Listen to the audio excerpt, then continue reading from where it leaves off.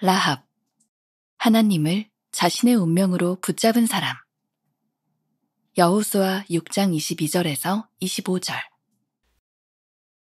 여호수아가 그 땅을 정탐한 두 사람에게 이르되 그 기생의 집에 들어가서 너희가 그 여인에게 맹세한 대로 그와 그에게 속한 모든 것을 이끌어내라 하매 정탐한 젊은이들이 들어가서 라합과 그의 부모와 그의 형제와 그에게 속한 모든 것을 이끌어내고 또 그의 친족도 다 이끌어내어 그들을 이스라엘의 진영 밖에 두고 무리가 그 성과 그 가운데에 있는 모든 것을 불로 사르고 은금과 동철기구는 여호와의 집 곳간에 두었더라. 여호수아가 기생 라합과 그의 아버지의 가족과 그에게 속한 모든 것을 살렸으므로 그가 오늘까지 이스라엘 중에 거주하였으니 이는 여호수아가 여리고를 정탐하려고 보낸 사자들을 숨겼음이었더라. 말씀으로 들어가기. 여호수아가 보낸 두 정탐꾼은 라합이라는 기생의 집에 숨어 들어갑니다. 당시 기생의 집은 여행자들의 숙소 역할도 했기에 의심받지 않고 숨어 들어가 여리고에 대한 정보를 얻기에 적합한 곳이었습니다. 그러나 이스라엘 민족이 요단강 동편에서부터 아모리 왕들을 이기고 가나안으로 진격해오고 있다는 소문이 온 가나안 성읍에 파다했기에 가나안의 관문에 위치한 여리고는 더욱 경계를 높이고 있었습니다. 여리고 왕은 라합의 집에 정탐꾼들이 들어갔음을 알아차리고 그들을 내어놓기를 요구했습니다. 자칫하면 멸문을 당할 수도 있는 위기의 상황이 닥쳤지만 라합은 기지를 발휘하여 두 정탐꾼을 숨겨주고 그들이 안전하게 피신할 수 있도록 줄을 내려 돕기까지 했습니다. 라합은 어떻게 그런 선택을 할 수 있었을까요? 이는 라합이 여호와 하나님을 알고 있었기 때문입니다. 라합은 여호와가 하늘과 땅의 하나님이 되심을 믿음으로 고백했습니다. 하나님의 권세 아래 여리고성의 그 누구도 살아남지 못할 것임을 의심하지 않았습니다. 라합은 유한한 여리고 왕이 아닌 온 땅의 왕 여호와 하나님의 능력을 두려워했습니다. 라합은 이방인이었고 천대받는 기생이었습니다.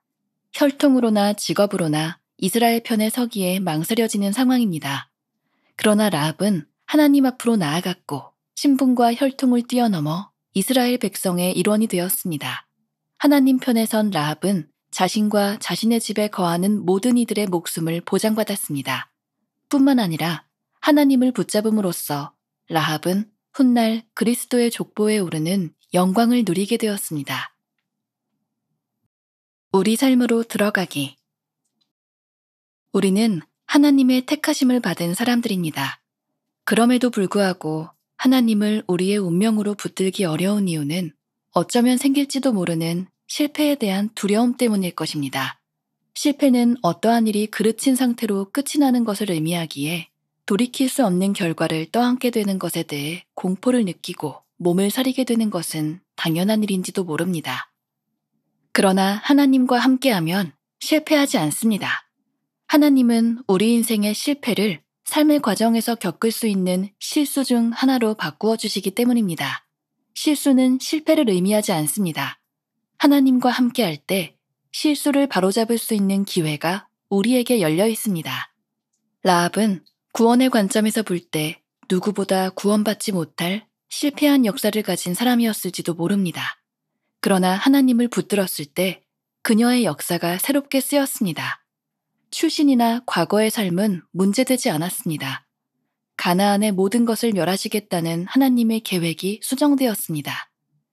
라합은 자신의 생명뿐만 아니라 가족과 그들에게 속한 모든 이들의 목숨을 구했습니다. 하나님의 역사가 일어날 수 있는 가능성에 문을 여십시오. 우리도 실수할 수 있습니다. 때로 죄를 지을 수도 있습니다. 그러나 하나님 앞에 나아가면 인생은 실패로 끝나지 않습니다. 하나님께 용서를 구하고 죄사함 받고 죄를 반복하지 않도록 하십시오. 삶의 가능성을 보고 하나님께 삶을 맡기십시오. 함께 나누기. 오늘의 말씀을 묵상하며 가장 마음에 와닿은 부분을 나눠보세요. 큰 용기를 내어 하나님의 것을 선택한 경험이 있습니까? 실패로 끝난 줄 알았는데 기회를 주신 하나님을 경험한 적이 있습니까? 오늘은 9주차 월요일을 맞이하고 있습니다. 오늘 라합이라고 하는 인물에 대해서 우리들이 함께 나누어 보겠습니다. 여러분들 책에 보면 제목이 이렇게 되어 있죠. 하나님을 자신의 운명으로 붙잡은 사람. 말씀을 시작하면서 먼저 여러분들에게 그런 도전을 한번 드리고 싶고, 이 말씀을 들은 후에 여러분들 공동체에서 이 말씀을 나눌 때 이 부분을 한번 생각해 보세요. 혹시 여러분들은 지금까지 하나님을 믿고 살아오면서 야, 이땐 내가 진짜 용기 있게 하나님 편에 서서 하나님을 선택했어 라는 경험이 있습니까? 우리가 큰 용기를 내어 하나님을 선택했을 때 그 선택이 우리들에게 간증을 가져다 줍니다. 간증이 우리 가운데 있을 때 우리들의 삶에 또 다른 선택을 가능하게 만들어주는 거죠. 사실은 우리들이 용기 내어 하나님을 선택한 경험이 없기 때문에 우리들이 늘 두려움 가운데 사는 것은 아닌가 생각을 하게 되기도 합니다. 이 라합이라고 하는 인물에 대해서는 여러분들이 너무 많이 들어보셨을 거예요. 예수님의 족보에 나오는 이 라합이라고 하는 인물은 정말 예수님의 족보에 들어가기는 무리가 있는 그런 여인 중에 하나죠. 먼저 이방인이라고 하는 것. 그 다음에 이 여인의 직업이 기생이었다고 하는 것. 물론 여호수아에 나오는 이 라합, 기생 라합을 보면서 이 여인이 사람들에게 몸을 파는 사람이었는지 아니면 여리고성을 보면 이중 구조로 되어 있어서 외벽과 내벽 사이에 집들이 있어서 여행으로 오고 가는 사람들이 그 사이에 있는 주막과 같은 곳에 머무르도록 되어 있었기 때문에 그런 몸을 파는 여인이 아니라 그런 어떤 하숙 혹은 숙소의 역할을 하는 곳이기도 했다라고 설명할 수도 있겠지만 어쨌든 직업적으로 그렇게 바람직한 직업을 가지고 있는 사람이 아니었던 것만은 분명합니다. 이 책에서 다루지 않은 하나의 논쟁거리가 하나 있습니다. 라합이 하나님 편에서 그리고 이스라엘 사람들 구하기 위해서 정탐꾼들을 살려줍니다. 그러면서 이 여인은 자기 민족에게 거짓말을 하죠. 윤리적으로 옳으냐 그르냐 뭐 이런 논쟁들이 있을 수 있고 이런 논문도 있는 것으로 제가 알고 있어요. 근데 저에게 이 부분에서 제일 중요한 것은 라합이 온 땅을 지으시고 이 세상 천지만물을 지으신 하나님, 이스라엘 백성을 애굽에서부터 출애굽시킨 하나님, 그리고 광야를 지나는 동안 수많은 기적을 통해서 그들을 붙잡으셨던 하나님께 대한 이야기를 듣고 이 여인은 하나님께 자신의 운명뿐만 아니라 자신의 가족의 운명을 걸었다는 거예요. 누가 완전함으로 하나님을 붙잡을 수 있겠습니까? 우리들 중에 어떤 사람도 우리의 온전함이나 완전함을 가지고 하나님을 붙들 수 있는 사람은 없습니다. 우리들이 하나님을 붙들 수 있는 이유는 그분을 우리들이 믿음으로 고백했기 때문에 부족한 우리가 그분을 붙들게 되는 거죠. 우리의 운명을 하나님께 걸 때 하나님이 우리의 인생을 책임져 주심을 믿고 살아가는 것, 그게 신앙인의 삶이요 믿음을 고백하는 사람의 모습입니다.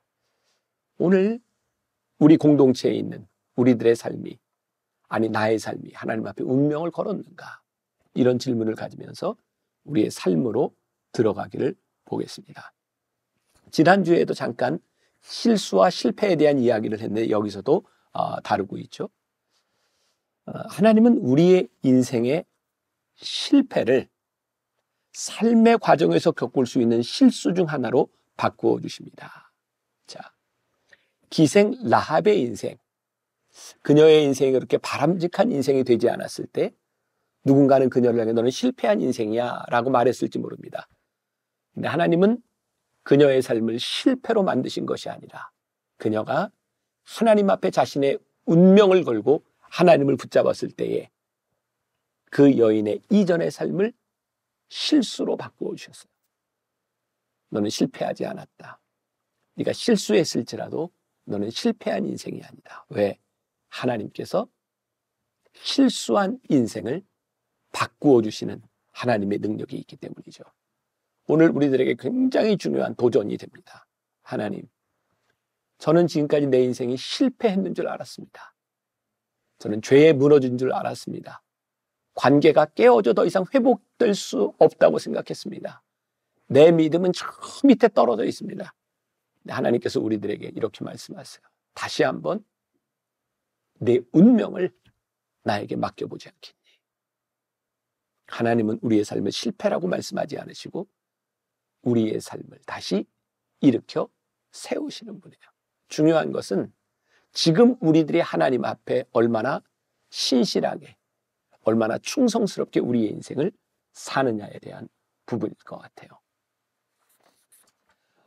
신문에 나와 있던 글인데 임현주 아나운서라고 세상을 여는 아침을 이렇게 진행하는 아나운서인데 서커스 공연을 하고 난 후에 그녀의 심경글을 썼던 것이 신문에 나와 있었어요. 제가 조금 읽어드립니다. 서커스 공연을 봤어요. 태어나서 서커스라는 것을 눈앞에서 본 적이 있나 생각해 보니 처음이더라고요. 보는 내내 영화 위대한 쇼맨이 생각났고요. 허리가 뒤로 완전히 꺾이고 외줄 위에서 줄넘기도 모자라 자전거를 타고 의자를 10개 넘게 쌓아 그 위에서 물구나무 서기를 하고 보면서 손에서 땀이 마르질 않더군요. 그런데 이날 컨디션이 안 좋았던지 2번 연속 퍼포먼스에 실패한 단원이 있었어요. 매트리스 반동을 이용해 뒤로 공중회전을 해서 다른 사람의 어깨 위에 올라서는 말도 안 되는 장면이었죠. 한 번은 아차, 두 번째도 삐끗했고 그런데 관객들의 박수가 어느 때보다 크게 쏟아졌습니다. 이미 충분해. 성공하지 못해도 정말 괜찮아. 박수 소리에서 그 이야기가 들리는 것 같았어요. 머쓱해하던 단원은 다시 생각하더니 포기하지 않고 한 번 더 시도했고 결국 성공. 아마 실패했더라도 똑같은 박수가 나왔을 거라 생각했습니다. 최선을 다한 사람에게 느끼는 감동, 포기하지 않고 그래도 도전해볼 이유, 그리고 격려의 힘을 또 한 번 실감했습니다. 우리가 굉장히 생각해 볼 게 많이 있다는 그런 마음이 듭니다. 최선을 다하는 자에게 실패는 없습니다. 최선을 다한 그 인생을 하나님께서 붙잡아 주시고 후회 없는 인생을 살아가는 것, 그것은 결코 실패가 아니기 때문입니다.